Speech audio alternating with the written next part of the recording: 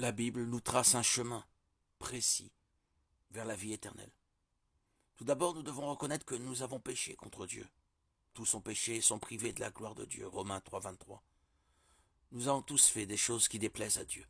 Donc nous méritons tous d'être punis, puisqu'en fin de compte, tous nos péchés sont contre un Dieu éternel. Cela implique un châtiment éternel. En effet, le salaire du péché, c'est la mort. Mais le don gratuit de Dieu, c'est la vie éternelle en Jésus-Christ, notre Seigneur. Romains 6, 23.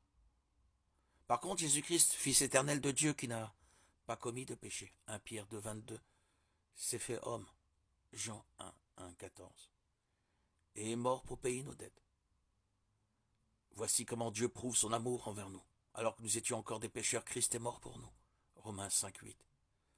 Jésus-Christ est mort sur la croix, Jean 19, 31, 42, pour prendre sur lui la punition que nous méritions. 2 Corinthiens 5, 21.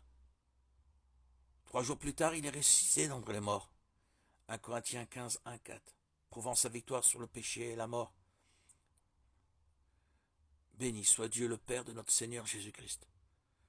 Conformément à sa grande bonté, il nous a fait naître de nouveau à travers la résurrection de Jésus-Christ pour une espérance vivante.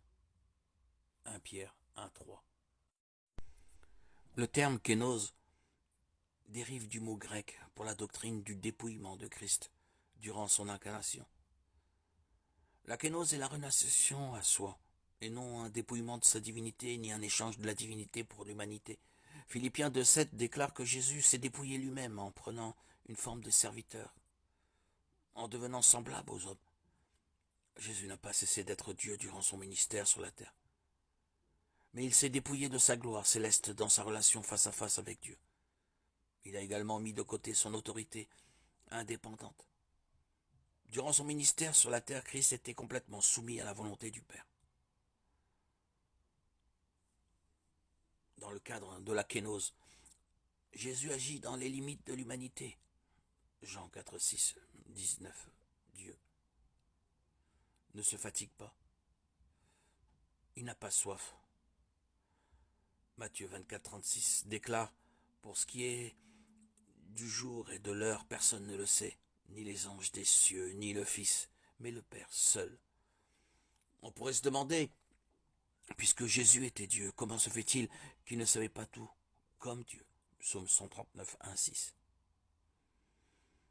Il semblerait que Jésus, pendant son séjour sur la terre, ait renoncé à utiliser certains de ses attributs divins.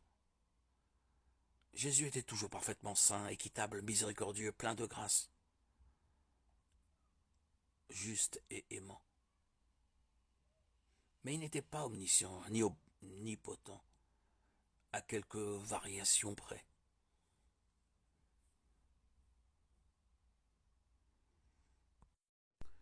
L'amour que Jésus envers nous a manifesté sur la croix n'est que le commencement, quand nous mettons notre confiance en lui comme sauveur. Il fait de nous des enfants de Dieu et ses co-héritiers. Il vient aussi habiter en nous par son Saint-Esprit et nous promet qu'il ne nous délaissera pas et ne nous abandonnera pas. Hébreux 13, 5, 6. Nous avons donc un compagnon aimant dans notre vie. Peu importe ce que nous endurons, il est là et son amour est toujours là pour nous. Romains 8, 35. Mais puisqu'il règne de plein droit au ciel en tant que roi plein de bonté, nous devons nous aussi lui donner la place qui lui revient dans nos vies, celle de maître, non pas celle de simple compagnon. C'est alors seulement que nous vivrons la vie qu'il a prévue pour nous, dans la plénitude de son amour. Jean